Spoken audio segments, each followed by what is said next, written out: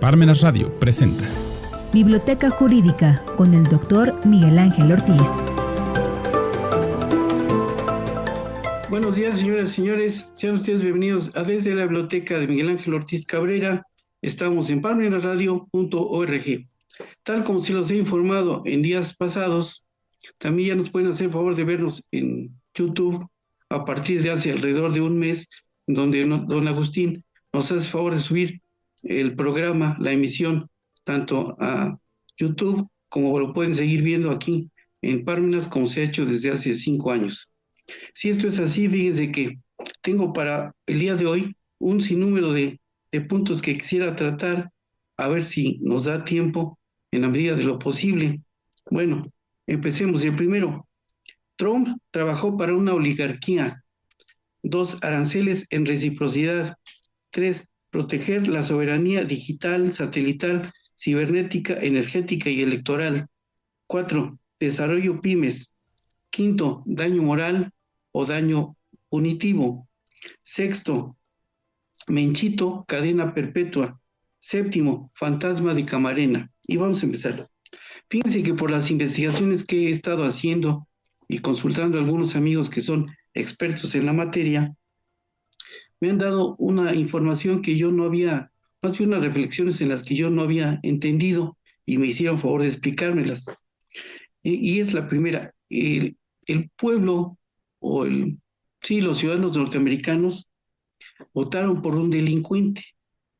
Este señor había cometido 34 delitos, por si no se habían percatado. Entonces ahora, ¿qué querían? Si lo está gobernando un delincuente. Entonces, él se preocupa solamente por mejorar o por satisfacer o por ayudar a la clase, a la oligarquía norteamericana, no por el pueblo norteamericano. Pero el problema está en que en esa intención de él, buena o mala, como sea, está jalando no solo a México y a Canadá, sino al mundo, porque vamos a ver qué fue lo que había hecho. El señor primero hizo que subir el mercado de valores de Estados Unidos y luego lo dejó caer. Y entonces primero, los que ya que estaban en el piso, su grupo, sus oligarcas, compraron las acciones. Entonces ellos se hicieron más billonarios. Entonces, ¿qué es lo que está sucediendo? Hay un postulado que yo recogí hace muchos años, que hice mi tesis de maestría en 1990 en la Universidad Autónoma de Tlaxcala. Mi tesis se llamó Algunas alternativas para el pequeño y mediano inversionista. Y encontré dos principios o postulados. Todo lo que sube baja y todo lo que baja sube, que eso es lo que sucede en los mercados de valores. Y el otro, compra barato y vende caro. Y fue lo que hizo el señor Trump para hacer que su grupo, el grupo cercano a él, se hiciera más rico, no para ayudar al pueblo norteamericano. Ese no le interesa a su grupo. Y es experto en quebrar empresas, por si no se han dado cuenta también. Ahora, él manipula a los medios de comunicación masiva de allá. ¿A dónde podemos ver o entender eso? Hay un libro que ya hoy se me olvidó traerlo, se llama Homo Videns, la sociedad teledirigida.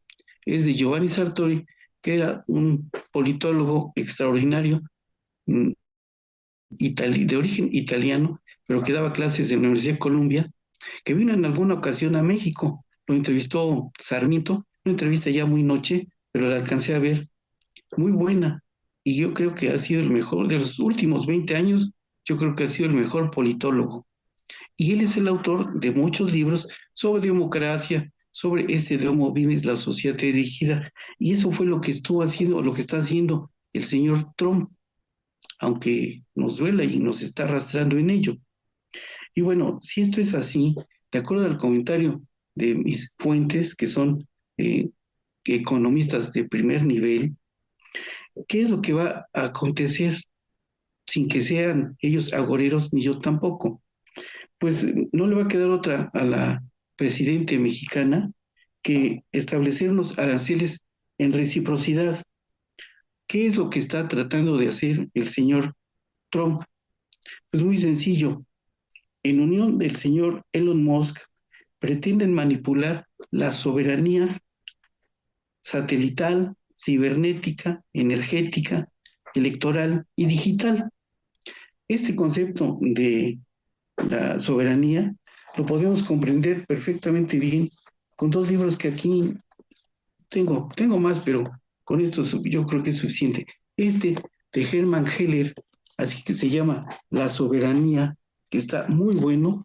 Yo lo leí hace, no sé, 20 años y ahora es lo que está en riesgo. Y este otro, de Roberto Vergali y Eligio Reza.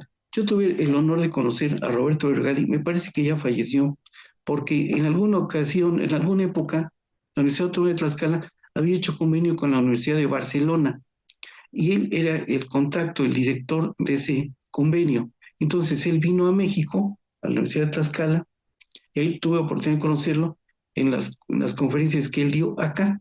Y después, en reciprocidad de ello, en la Universidad de Tlaxcala mandó gente a estudiar a la Universidad de Barcelona. Y él hizo, en unión de Eligio Resta, este libro que se llama Soberanía, un principio que se derrumba. Aquí está. Y que es muy interesante. Vale la pena leerlo con mucha calma. Ahora, para entender lo que hizo el señor Trump, aquí tengo dos libros que yo creo que son interesantes. Este, de un señor Linares Bretón, que es un libro argentino de ediciones de Palma, que se llama Operaciones de Bolsa. Aquí se comprenden las bolsas de comercio y el mercado de valores. Aquí está. Este libro también lo compré hace como 30 años y también, a pesar, como es pequeño, se puede leer fácilmente. Y en el mismo sentido, el compré y leí como consecuencia de la caída del mercado de valores en México en 1987, y eso lo pude comprender aquí con este libro de inversiones. ¿Por qué? Fíjense que ahora que hizo esa maniobra el señor Trump, entiendo lo que hicieron en 1987 unos capitales mexicanos. Inflaron la bolsa y después la dejaron caer. Y se enriquecieron a costa de los ingenuos, como en el caso de mi familia, que creyó en la bondad de esos ejecutivos de cuenta, que ellos sí estaban enterados de que estaban inflando la bolsa. Y como si yo hubiera sabido lo que sé ahora de penal, hubiera metido en la cárcel a más de uno de ellos, porque ellos sabían lo que estaban haciendo y se enriquecieron a costa de uno. Y les voy a decir cómo sucedió. Sencillamente, ellos se metían a hacer la disqueventa de los valores, de los títulos valor que uno tenía, y salían y decían, no se pudo, no se hizo. ¿Quién me comprueba que sí se había hecho la oferta? No. Entonces, ¿saben qué? Ellos sabían, y es lo que ahora aconteció. Yo no había entendido eso hasta ahora que estoy viendo lo que hace el señor Trump. Había inflado Wall Street, pero ¿qué creen? Los capitales extranjeros lo rebasaron. Entonces cayeron las bolsas de Nueva York, París, Alemania, Japón e Inglaterra. Y entonces eso lo hizo reflexionar, pero antes ya sus amigos ya habían vendido caro y compraron barato. O al revés, compraron barato y vendieron caro. Ese es el truco que está haciendo y que mis amigos me explicaron por qué. Y cuando eso sucedió, me recordó lo que habían hecho aquí los capitales mexicanos en operadoras de bolsa. Y no solamente esas, muchas casas de bolsa sabían los directivos de ahí que estaban inflando la bolsa y después la dejaron caer. La dejaron caer, claro, de acuerdo a lo que dice un experto en economía, Manuel Somoza Alonso, la bolsa siempre repunta. Si en ese momento que ya estaba en el piso se hubiera dejado ahí el dinero, ahorita estaría en los cuernos de la luna, pero cometieron el error de vender cuando estaba en el piso y cristalizaron la pérdida. Eso fue lo que hicieron en Estados Unidos. Entonces, esos capitales saben lo que hacen y el mercado de valores es muy sensible. Si hubiese habido alguna situación ilícita, irregular, ya lo hubieran detectado. Entonces, ahí va la mexicana poco a poco, despacito. La mexicana comparada con todos esos monstruos del capital es muy pequeña, pero ahí va, ahí va. Hasta el momento no se ha caído, sigue ganando poco a poco y por lo menos, de acuerdo a lo que yo he visto del señor Manuel Alonso en CI Banco, ¿saben qué? Quietos. Y tiene su mercado, más bien su portafolio de valores en muchos. Después te llamo, perdón. Eh, después, perdón, me llegó una llamada de improviso, perdón. Entonces, ellos sabían lo que estaban haciendo. Y si estaban haciendo eso, ahora es justo ver lo que va a suceder.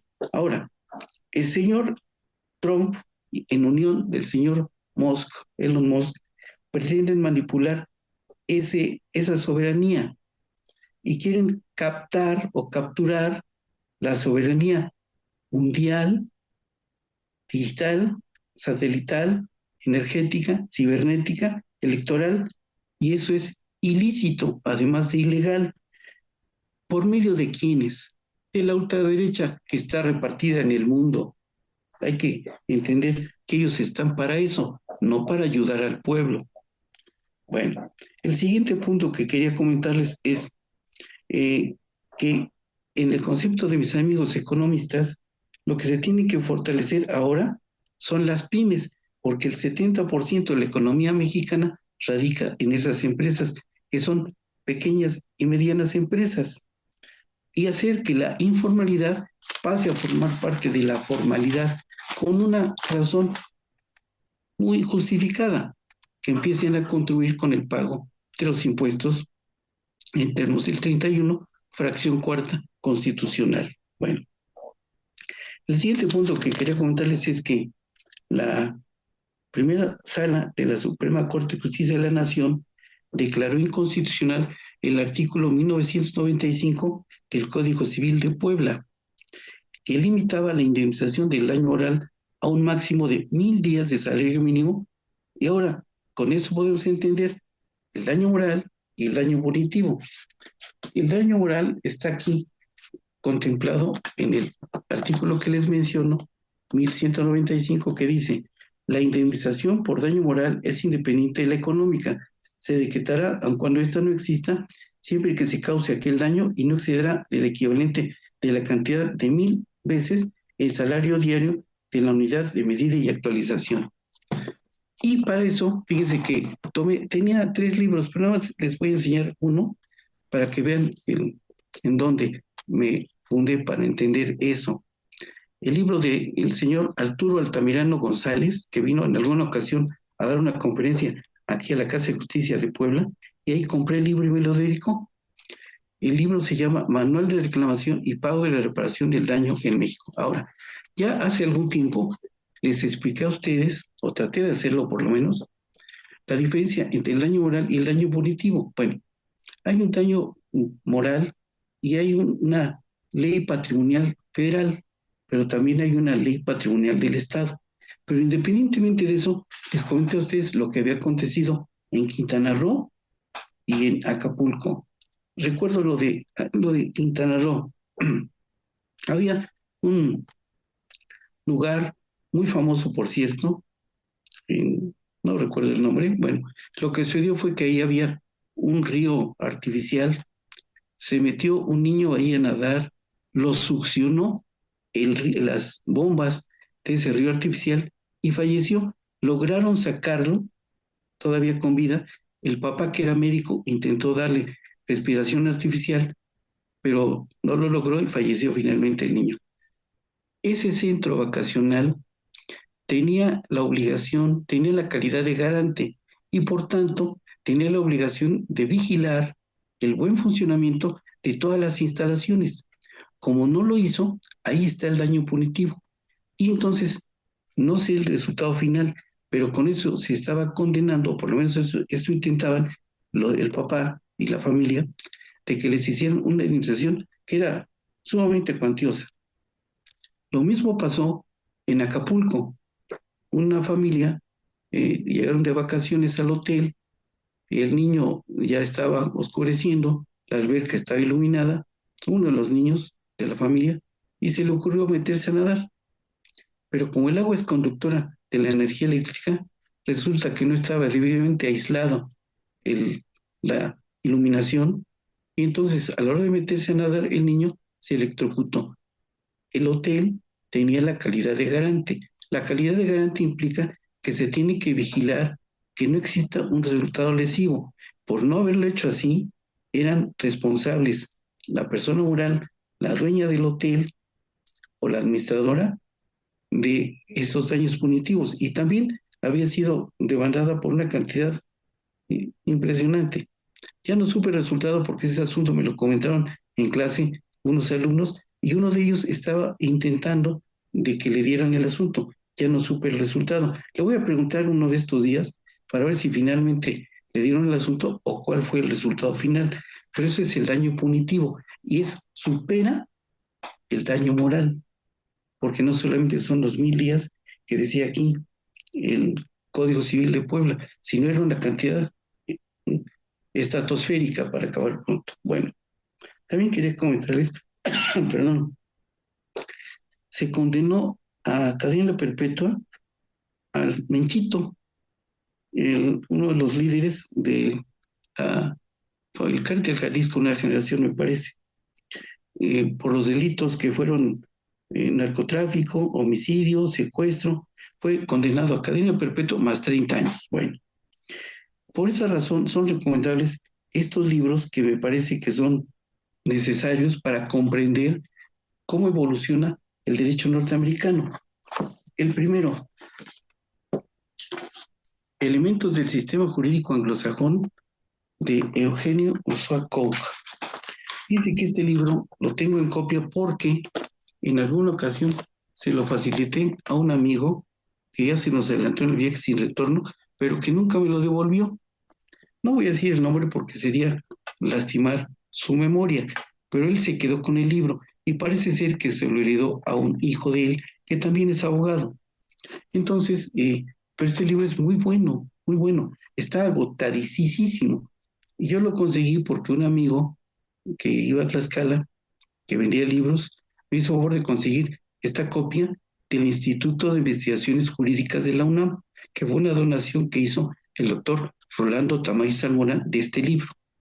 Por eso lo tengo aquí. Bueno, otro libro que es interesante para comprender lo del Menchito, este libro del derecho penal en los Estados Unidos de América. Aquí está, de Edmundo Hendler. Y cuando lo he leído 2 veces, advierto una cosa: el derecho penal de Estados Unidos es más draconiano que el nuestro. O sea, el nuestro no es tan fuerte como el de ellos. Y también este otro libro, Introducción al Derecho de los Estados Unidos, de Peter Hay Butterworth Publishers. Esta materia, el derecho de los Estados Unidos, se daba en esa universidad que está al final de la recta, cuyo nombre no quisiera recordar. Pero en una ocasión que vino a dar una conferencia aquí a la universidad, el doctor Floris Margadán, el doctor Romero me encargó que le pidiera al doctor Floris que nos recomendara un libro, y él amablemente nos sugirió este. El problema estaba en que yo lo intenté buscar por encargo del doctor Romero en todas las librerías de prestigio del país y no tenían ni idea de su existencia. Entonces se lo pedí a una amiga nuestra que nos sigue desde los Estados Unidos. Ella sabe quién es y le mando un afectuoso saludo y mi agradecimiento porque este libro me lo mandó ella. Le mandé el importe junto con el del doctor Romero y el de la universidad, y hay 3 ejemplares. Ahora ya está en internet, ya lo pueden bajar gratis, pero en esa época no, y me costó $40 el mío, 40 del doctor Romero y 40 en la universidad, y por eso está en la biblioteca. Pero es este libro, y está aquí, fíjense, en la página